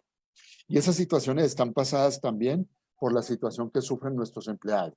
Por ejemplo, la Fundación Hogares Claret, entidad a la que asesoro, hasta la semana pasada había tenido 56 empleados en todo el país con COVID, de los cuales en un momento llegaron a estar 18 hospitalizados. Y uno de ellos falleció, aunque era del área administrativa. Eso lleva a que en los centros hubo que redoblar personal, contratar personal, porque se requería más atención a los muchachos y al mismo tiempo por cuarentenas, dificultades de movilización, controles de tránsito y de ingreso a los centros, había más restricción para los empleados. De los usuarios, Miguel, sí, la misma situación, tuvimos 95 muchachos infectados, en este momento solo tenemos 6, pero ninguno ha tenido que ser hospitalizado. El otro punto es un déficit en el sistema de atención en salud, unas demoras con las pruebas, unas demoras con los resultados, una interrupción de las atenciones psiquiátricas, incluso de las atenciones de salud especializada, que ha llevado a perjudicar la situación de los muchachos. Y yo diría que hay como un reto de mirar cómo actuamos de una forma integrada. Vuelvo a hablar, la concurrencia y la corresponsabilidad de las instituciones. Yo creo que esto nos va a servir a nivel de todo el mundo y concretamente de América Latina y de Colombia para moderar el uso de la privación de la libertad. Lo que decía Ángela es claro, el bajón de la remisión de adolescentes a los centros privativos de la libertad ha sido grande, ha sido notorio. Si en Bogotá ha sido mediano, en el país ha sido notorio. Incluso ha llevado a los operadores a repensar en otras cosas, porque muchos centros, estoy hablando Pereira, estoy hablando Cartagena, estoy hablando Armenia, que conozco muy acá, están prácticamente en un 70 o 60% de su ocupación normal. Y eso es interesante porque llevará a las autoridades y nos llevará a nosotros a pensarnos en otras posibilidades distintas a la privación de la libertad. Y una cosa con la que concluyo es la participación de los muchachos, no solo en su proceso de trabajo, sino creo que también la participación de los niños, niñas y adolescentes en general, participación en el nivel de mantenerlos informados y de escucharlos, ha sido mínima con relación a la pandemia. Todos los días hay alocuciones presidenciales y en este país no he visto una alocución de gobierno dirigida a los niños, niñas y adolescentes y mucho menos de forma directa a quienes están privados de la libertad. Eso lo han hecho los operadores, desde sus directivos, desde otras cosas, pero no ha habido como ese diálogo que debería tener el Estado también con este sector poblacional tan grande. Debemos tener una garantía prioritaria en sus derechos. Muchísimas gracias, Manuel. Bueno, respecto a estos retos, Marisol, ¿qué otros retos ves tú adicionales a los ya planteados? Claro, bueno, ya para terminar, en suma, quisiera manifestar que desde el Centro de Pensamiento Crítico FIBES, lo que estamos haciendo es una profunda revisión de la dogmática jurídico-penal y de los paradigmas existentes, pero no nos quedamos allí, hacemos pensamiento propio, vinculando el derecho, y eso incluye el derecho penal con la epistemología, pero no solamente desde un punto de vista abstracto o subjetivo o solamente supeditado, digamos, al ámbito conceptual, sino también a un ámbito con sentido práctico, y es la vinculación del derecho con la epistemología, para poder trabajar los principios. Lo que estamos planteando, en suma, reitero, es un respeto profundo por los principios, por la triada dignidad, igualdad, diversidad y protección, en este caso interés superior del niño, que es el principio por excelencia de protección de niños, niñas y adolescentes, porque fíjense que desde el punto de vista epistémico, incluso cuando nosotros vimos en la Universidad Derecho Civil, nos enseñaron una figura que se llamaba el abuso de la ley, pero abusar de los principios y particularmente de estos principios puede resultar incluso más recalcitrante, aberrante y visible. No podemos permitir que exista un abuso. La ley nunca va a ser, creemos, nunca va a ser perfecta.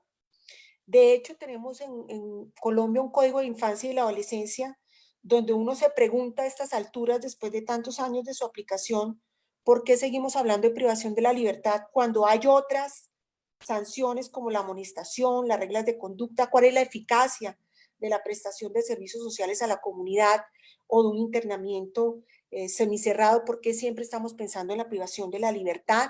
Y todavía nos genera bastante preocupación desde el Centro de Pensamiento Crítico por qué no se aplica la ley en relación con la aplicación del principio de oportunidad y mecanismos alternativos de solución de conflicto, donde se involucre a la familia como el primer valor en el Estado social, democrático y de derecho, como lo he trabajado en mi última publicación que lleva este nombre, y también por qué o en qué medida realmente se está dando aplicación al artículo referente a la posibilidad de que los propios adolescentes trabajen en la construcción conjunta de un plan individual para la ejecución de la sanción. Creo que hay unos retos frente a las leyes que ya existen, pero hay que ir un poco más allá y hay que no rendirle tanto culto a la legalidad, sino que hay que darle cabida realmente en un sentido práctico a los principios de dignidad, de igualdad, diversidad y a los principios y al principio de protección como principio y fin del derecho. En esta medida, la propuesta es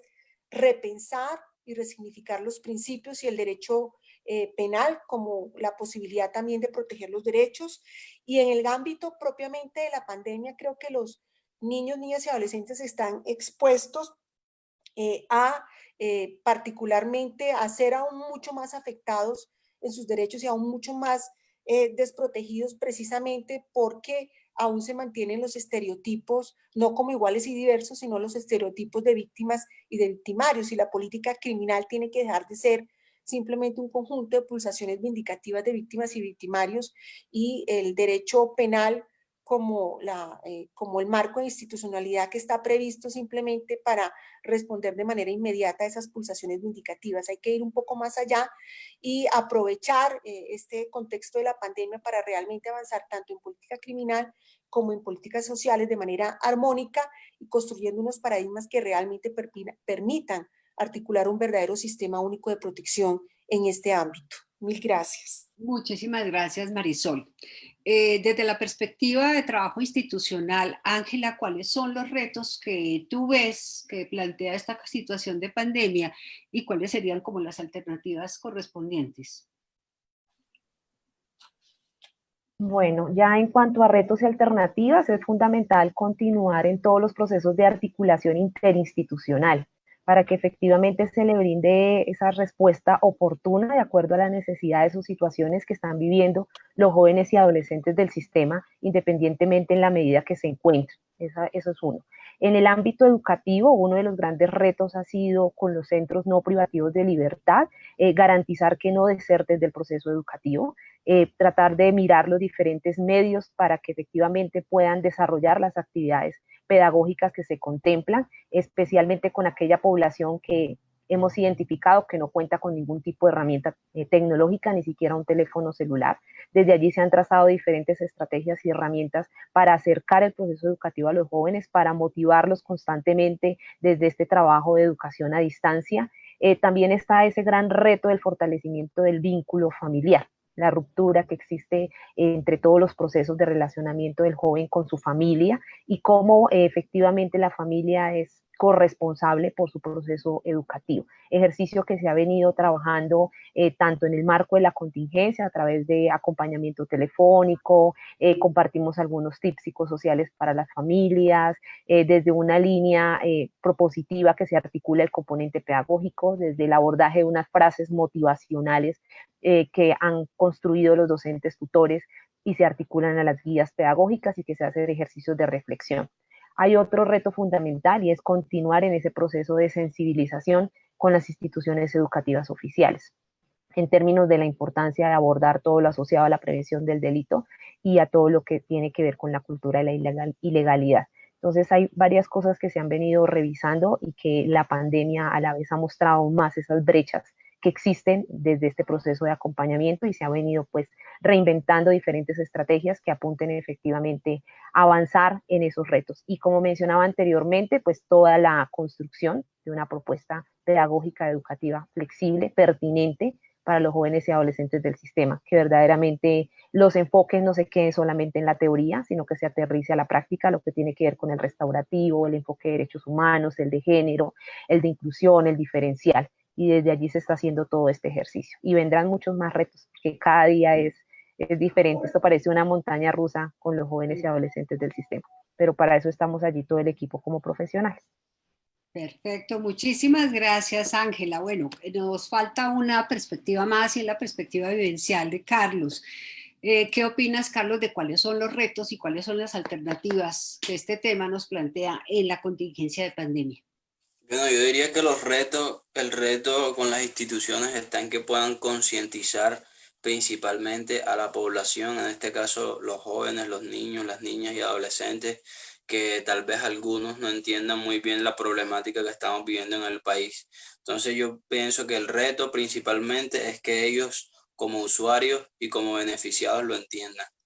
Y creo que ya de ahí parten pues ya lo demás. Por ejemplo, nosotros acá en la casa estamos cumpliendo con lo que la Fundación Hogares Claret pues nos dicta, que es que cumplamos con las medidas de bioseguridad. Tenemos todas las medidas como amonio cuaternario, alcohol antibacterial, y todos cumplimos como con ese mecanismo. Antes de entrar nos limpiamos los zapatos y bueno, estamos cumpliendo con todas las medidas de bioseguridad. Pero me parece que el reto está en que los jóvenes en los hogares lo entiendan y lo apliquen. Muy bien, muchísimas gracias, Carlos. Bueno, hasta ahora tenemos entonces algunas preguntas que de una u otra forma creo que en parte han sido respondidas en las intervenciones. Sin embargo, me voy a permitir primero leerlas y voy a pedirle a los panelistas me indiquen quién quiere responder una pregunta en particular. Me preguntan, por ejemplo, ¿existen prácticas relacionadas a garantizar el derecho a la participación de los adolescentes en conflicto con la ley penal? Es una de ellas. Voy a leer otra. ¿Cuál es la experiencia en medidas no privativas de libertad? En parte creo que se ha contestado, pero se podría ampliar. Por otro lado, nos piden tocar el punto de la dependencia a sustancias de los adolescentes y la política de atención que se brinda ante esa problemática con adolescentes en conflicto con la ley. Y otra pregunta más se refiere, también se ha anunciado en las intervenciones, es si hay que hacer amplias reformas a las leyes de protección y la creación de un sistema especial en materia de niños y adolescentes que vaya en sintonía. Y finalmente hay otra pregunta más que nos habla de si en el marco de las medidas de protección en sistemas familiares, si existen experiencias en torno a los principios rectores de la convención que se pueda compartir y que permitan entonces que orienten la medida de protección definitiva por medio de la adopción a niños, adolescentes en conflicto con la ley penal que ya han cumplido y concluido sus procesos. Esto considerando que es parte del abanico de oportunidades de reinserción social y mejoramiento de sus vidas. Retomo entonces una de las preguntas frente a si existen prácticas relacionadas con garantizar el derecho a la participación de niños, niñas y adolescentes en la ley penal. ¿Alguno de los panelistas quiere contestar? Por favor, me indican. Tema participación, experiencias. Bueno, desde el proceso educativo, yo, Gloria. Listo.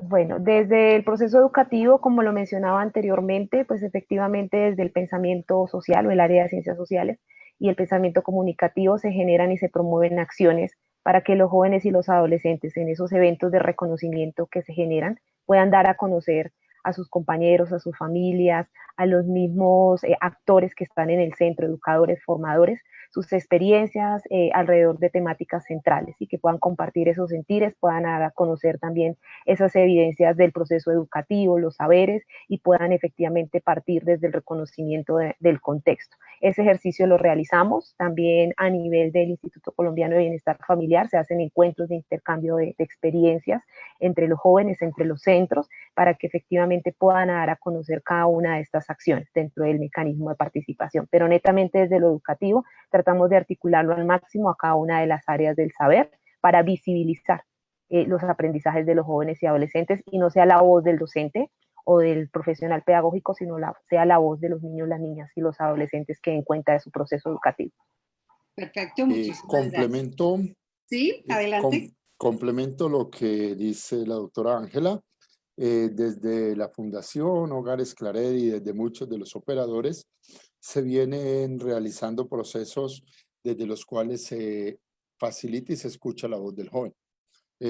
No solo porque sea un mandato legal y convencional, sino porque es un mandato ético. Y yo creo que en estos procesos de educación no podemos hablar de educación sin contar con la participación abierta de los muchachos. No serán siempre suficientes porque muchas veces las voces se quedan en el oscuro. Lo que yo creo que hay que complementar, y aquí está el reto, es que esa participación y esa voz de verdad sea vinculante y toque las decisiones de las autoridades y de los gobiernos. Porque entonces muchas veces los muchachos se sienten cansados. Estamos hablando, cada 2 meses vienen y nos preguntan, llenamos el buzón de sugerencias. Entonces, ¿cómo hacer que ese ejercicio de participación sea válido? Y aquí sí tenemos que trabajar en cosas como la red de Alianza por la Niñez y las demás redes a las que se pertenece hacen, que es la movilización social para que la voz de los niños, niñas y adolescentes sea escuchada e incida en las políticas públicas y en las políticas legislativas. Perfecto, muchísimas gracias, Manuel. Tengo una pregunta que creo que va dirigida específicamente a Marisol y es, ¿por qué se considera que los jóvenes no están en conflicto con la ley sino en contacto? Por ejemplo, un joven abusa sexualmente de su prima de 4 años. ¿No está en conflicto con la ley? ¿No pasamos entonces de la mirada punitiva, que por supuesto es terrible, a una mirada paternalista? No, para nada. Esto es una concepción, como les decía, del delito de la persona y la responsabilidad que se ha construido conjuntamente, no en forma separada ni con influencia propiamente de las escuelas del pensamiento criminal. El derecho penal nuestro occidental tiene una clara influencia en todo lo que es la concepción del delito y la responsabilidad, que parte, digamos, de la misma concepción del pecado. Entonces, de alguna manera, la violación, el delito es violación a la ley o violación al dogma. Queremos cambiar esa perspectiva y la conceptualización que estamos manejando es básicamente que el delito es violación de derechos. Entonces, que hay que analizar el fenómeno en toda su integralidad y no simplemente como simple violación de la ley o transgresión de una norma. Muchísimas gracias, Marisol. Hay una pregunta que yo creo que puede estar dirigida o puede ser respondida por Miguel, es, ¿creen ustedes que hay que hacer amplias reformas a las leyes de protección y la creación de un sistema especial en materia de niños, niñas que vaya en sintonía? Bueno, claramente uno de los desafíos que surgieron en la década del 90 fue construir un sistema de protección integral que pudieran diferenciar lo que era la responsabilidad penal, por una parte, de otras cuestiones vinculadas a la vulneración de derechos, ¿no? Pero como bien se ha quedado manifiesto incluso en este mismo debate, ahí hay muchos puntos de interconexión.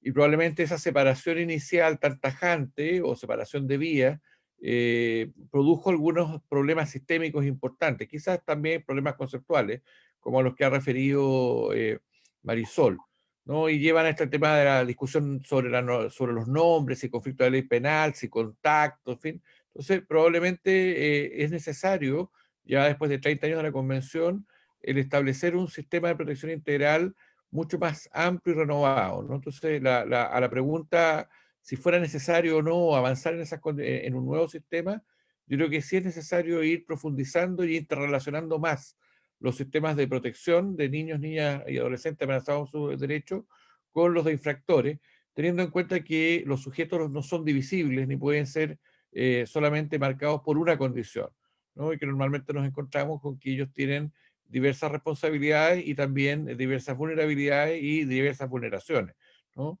Y por lo tanto es necesario trabajar más integradamente. No sé si eso responde un poco la pregunta. Ok, muchísimas gracias, Miguel. Tenemos otra pregunta que le propongo sea contestada por Manuel y es la siguiente. Dice, en México también no hay programas de apoyo posteriores a las medidas de sanción. ¿Cuál es su experiencia en medidas no privativas de libertad? La experiencia en medidas no privativas de la libertad es una experiencia exitosa.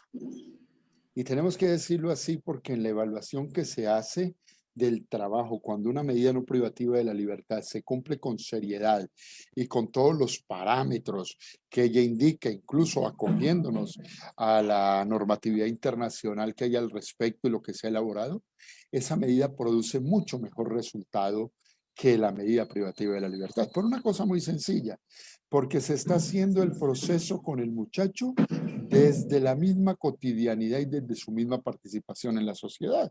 El problema de la medida privativa de la libertad es que se emburbuja, muchas veces en una burbuja falsa porque hay situaciones muy molestas y muy deficitarias dentro de los centros, pero se aísla de un colectivo para que luego salga el colectivo. La medida no privativa de la libertad, como se viene cumpliendo en algunos estados, aquí en Colombia nos faltaría mucho, y en general en América Latina también, con la participación de la familia y de la comunidad, es una medida mucho más efectiva. La preparación que también le toca ahí para el egreso en el Estado colombiano, que la conozco, no la he mirado en otras partes, es prácticamente nula, es muy poca. No se da un trabajo para lograr volver con el muchacho a ese entorno social. No hay una reglamentación clara, como lo dicen incluso las normas internacionales, para darle un acompañamiento hasta de 1 año cuando el muchacho estuvo privado de la libertad y como mínimo de 6 meses cuando estuvo en medidas no privativas de la libertad. Algunos programas como casas de egreso que han tenido los terciarios capuchinos, que ahora tiene Fundación Hogares Claret, que en algún momento para otras experiencias distintas ha tenido aldeas infantiles, sí, las casas de jóvenes que ya egresan de los programas, han sido muchas veces programas sustentados en cooperación internacional buscada con los operadores y no programas regulados desde la normatividad. Se viene avanzando en eso y yo quiero, hubo una pregunta en el chat que a mí me dejó inquieto, de pronto no la entendí mucho.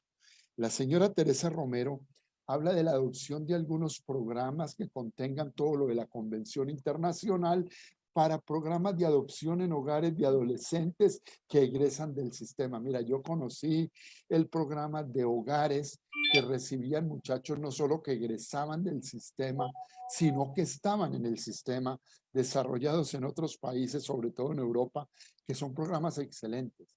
Y uno ve que con estos muchachos muchas veces, y hacía referencia a los de la familia, nosotros entendemos que el muchacho por familia tiene que tener un núcleo de personas que lo apoyen y a veces no es su misma familia ni la adecuada, no existe.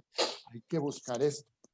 En algunas instituciones, no solo en Claret, se vienen buscando programas de familias amigas de los muchachos cuando están en el sistema.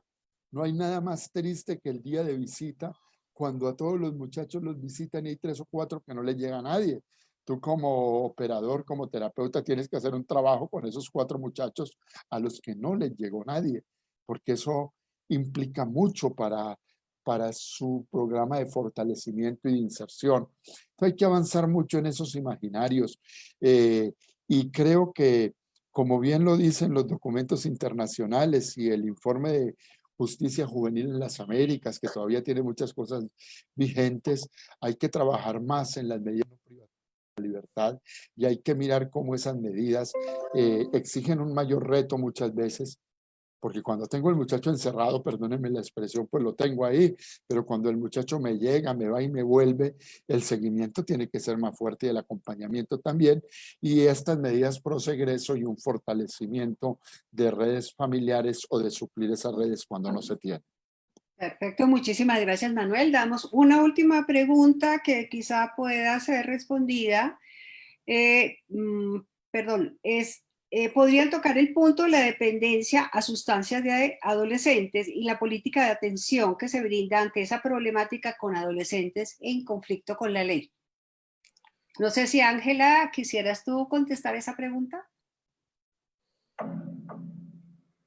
Desde el proceso de acompañamiento que nosotros realizamos, sí, pues nosotros lo único desde el componente educativo es generar todo el proceso de la ruta de atención integral asociado a los procesos de convivencia escolar, sí. Actualmente estamos trabajando efectivamente en dar otras estrategias y herramientas que contribuyan efectivamente a la prevención del consumo de sustancias psicoactivas. Ejercicio que lo articulamos al componente pedagógico y que desarrollamos procesos de fortalecimiento con los jóvenes, adolescentes, los mismos docentes de la implementación y docentes de instituciones educativas distritales, ¿sí? Estamos en ese ejercicio constante también de articulación, teniendo en cuenta pues que hay otros programas, estrategias a nivel nacional, como Cambiando el Chip de ICBF, que le apuesta efectivamente a fortalecer o a mirar cómo efectivamente se minimiza todo lo que tiene que ver con el consumo de sustancias psicoactivas. Entonces, desde ese proceso venimos trabajando, no desde manera interventiva, porque desde el rol que nosotros desarrollamos desde el componente educativo, esa no es nuestra función, sino desde estrategias de acompañamiento y enrutamiento para que efectivamente se lleve a cabo todo el debido proceso desde las rutas de atención integral que hay tanto en las instituciones educativas oficiales como las rutas que se trazan desde los planes de atención institucional de cada uno de los centros de atención. Muchísimas gracias, Bueno, Ángela. yo quisiera decir algo, si es posible. Sí, Creo dale. que en el fondo de las preguntas que se han planteado existe una preocupación por los panelistas y por las personas que han formulado sus preguntas frente a la capacidad del derecho y de las disciplinas sociales y de los operadores jurídicos para generar un impacto en la reducción de la desigualdad. Con la problemática del COVID, esta desigualdad ha sido mucho más visible y los niños, niñas y adolescentes se exponen a ser revictimizados, a ser recriminalizados, y creo que hay que protegerlos como niños, niñas y adolescentes. Hay que trabajar profundamente en una pedagogía del valor del ser y de transformación en un sentido favorable de las familias en toda su diversidad de formas y prácticas. Y es muy importante también que haya una compatibilidad y una armonía entre los planes de desarrollo. El Plan Nacional de Desarrollo, Pacto por Colombia, Pacto por la Equidad, plantea la sustitución de cultivos ilícitos. Los planes de desarrollo distrital plantean, por ejemplo, el de Bogotá, habla de un nuevo contrato social donde sea posible la inclusión social y donde ahí, digamos, los jóvenes tienen un papel importante, al igual que en el Plan Nacional de Desarrollo, pero esto se tiene que materializar en que no vayan a ser victimizados en este contexto. Entonces sí se necesitan fuertes medidas de protección adicionales para que esto no suceda, y políticas públicas con un carácter sustentable que no vaya a profundizar o agravar la situación de desprotección de derechos. Muchísimas gracias, Marisol. Bueno, yo creo que ya para ir cerrando, quisiera pedirle a cada uno de nuestros invitados, en no más de un minuto, su conclusión frente al tema y a los puntos que se han abordado en este momento. Miguel, ¿cuál sería tu conclusión? Sí, no, la conclusión o el llamado es decir, bueno, volver a lo mismo, ¿no? Tenemos una poderosa herramienta en los derechos humanos para enfrentar los problemas de la responsabilidad penal de los adolescentes.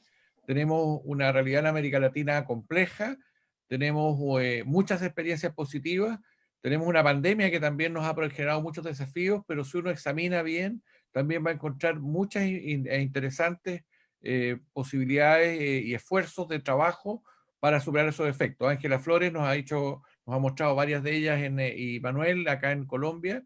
Tenemos en Chile, tenemos muchos lugares. Entonces mi llamado final es a que este es un trabajo muy complejo, hay que tener un buen enfoque dogmático, teórico, conceptual, como nos ha señalado Marisol, basado en los derechos humanos y el contacto, el vínculo con el derecho penal, y tenemos también muchas alternativas de realizar actuaciones que sean favorables a los adolescentes infractores de la ley penal en América Latina y asegurar sus derechos. Así que una mirada positiva final también. Muchísimas gracias, Miguel. Manuel, tu conclusión. Sí, Gloria, gracias. Gracias a todos por estar acá. Las grandes crisis, pandemias, desastres naturales, guerras, demuestran cómo las consecuencias se dan en los sectores más desfavorecidos. Y uno de los sectores más desfavorecidos e invisibilizados son los adolescentes privados de la libertad, que tempranamente tuvieron que conocer una situación de cárcel, así la llamemos de otra forma. Yo quiero que a partir de este webinar todos tratemos de adoptar un imaginario de acompañamiento y ayuda. Acompañamiento, pedagogía del acompañamiento y de la presencia, con autoridad, con responsabilización sobre los hechos como lo exige la justicia restaurativa, pero mirando cómo de estas situaciones tan difíciles, como que un adolescente incluya en una transgresión a la ley penal, logremos sacar mejores resultados para todos. Ese es mi deseo, y ver que estos muchachos necesitan acogida, amor, autoridad y pedagogía, más que castigo y exclusión. Gracias. Muchísimas gracias. Marisol, tu conclusión. Bueno, yo creería que sí hay que hacer una reforma al sistema de responsabilidad penal para adolescentes, pero no puede ser una colcha de retazos. Tenemos que hacer una reforma juiciosa como la hicimos en su momento desde la intersectorialidad, ahora hay que hacerla desde la interseccionalidad, que nos permita conjuntamente hacer los diagnósticos, pero también construir las soluciones. No se trata simplemente de enlistar derechos, sino repensar el derecho en clave de derechos, pero también en clave de principios. Los principios se pueden materializar. Eso lo estamos trabajando desde el Centro de Principio Crítico FIDES, no es algo subjetivo, se pueden realmente materializar a través de la ley y a través de los propios principios. El principio del interés superior del niño, de la niña y del adolescente puede ser verdaderamente un principio que se cumpla en la ley y a través del ejercicio profesional de los distintos operadores jurídicos y no jurídicos. Luego la invitación es a que sigamos haciendo estos planteamientos. Agradezco las fabulosas intervenciones de todos, absolutamente todos los panelistas invitados, porque han sido realmente un aporte para contribuir en ese esfuerzo de una posible reforma legislativa. Ojalá cuanto antes en el Congreso se constituya un comité exclusivo para tratar temas de infancia, adolescencia, familia y juventud, familias y juventudes, y podamos no temerle a una nueva racionalidad jurídica, porque sí es posible hacerlo y es mejor hacerlo bien desde el principio, y como lo refería el doctor Miguel, con una amplia concepción en lo que tiene que ver con un sistema amplio de protección integral para nuestros niños, niñas y adolescentes. De manera que la invitación es a que sigamos en estas reflexiones, en estos debates, y también de paso una cuña, prontamente con la Universidad de la Gran Colombia iniciaremos desde FIBES y ahí hará participación naturalmente la Alianza por la Niñez Colombiana, un foro iberoamericano de pensamiento crítico al cual están invitados a partir del 28 de septiembre durante todo el mes de octubre para tratar ya en mayor profundidad estos temas. Mil gracias. Muchísimas gracias, Marisol. El turno para Ángela con tu conclusión. Bueno, sin duda la pandemia ha visibilizado aún más todas esas brechas sociales existentes y todos esos quebrantos que hay alrededor del sistema de responsabilidad penal adolescente, pero se ha convertido en esa oportunidad para que diferentes actores podamos generar procesos de construcción y de construcción colectiva. Es importante seguirnos pensando cómo se hace un buen ejercicio de articulación interinstitucional para que no se vean procesos fragmentados, sino que efectivamente el adolescente y el joven sea el centro principal y se parta efectivamente de esas necesidades, esas potencialidades, se le escuche para que efectivamente pues todos esos procesos, las políticas se puedan estructurar y reestructurar de la mejor manera en pro efectivamente de la garantía de todos sus derechos. Muchísimas gracias, Ángela. Carlos, tu conclusión frente a todo lo que se ha planteado en este evento. Bueno, primero que todo, muchas gracias por el espacio, por este espacio de debate que creo que es muy importante, y sobre todo que gracias por la invitación también, que pues el hecho de que sea un joven egresado de uno de estos programas me parece muy importante que también alcemos la voz.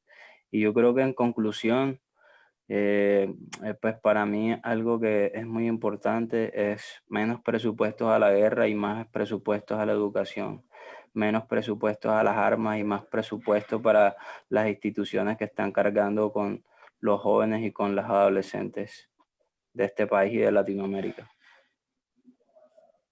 Muchísimas gracias. Muchas gracias. Muchísimas gracias. Vale. Bueno, doy entonces la palabra a Juan Martín para las conclusiones y cierre final del evento.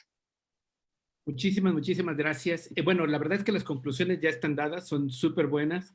Me sumo a las felicitaciones de todas y todos en las plataformas.